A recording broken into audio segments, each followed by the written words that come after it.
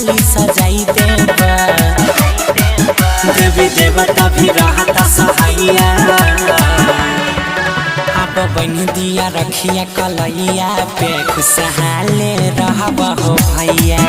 अब बन दिया रखिया कलैया पे खुशहाले रहब हो भैया सब दिन आबाद रहब डीजे विकास मटियार कला सीतामढ़ी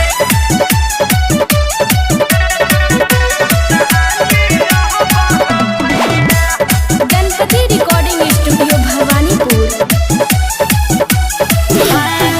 दुआ करै छिया हम भगवान से जीती तुम सन सारी हो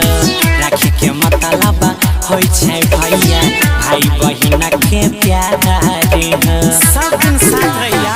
दुआ करै छिया हम भगवान से जीती पूरा संसारी हो राखी के मतलब होइ छै भैया भाई बहिन के प्यारी हो कटन के सुख तोहार समैया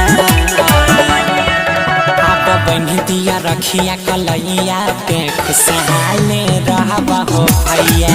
अब बन दिया रखिया कलैया पे खुशहाले रहब हो भैया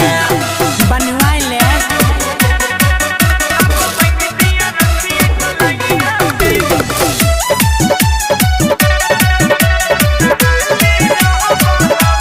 गणपति रिकॉर्डिंग स्टूडियो भवानीपुर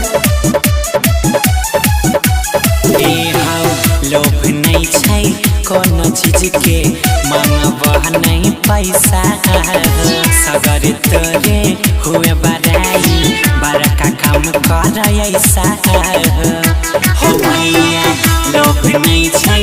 कोनो चीज के मांगब नहीं पैसा सगर तोरे हुए बड़ाई बड़का काम कर ऐसा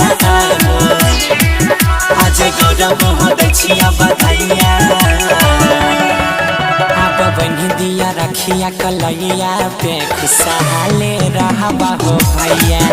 अब बन दिया रखिया कलैया पे खुशहाले रहब हो भैया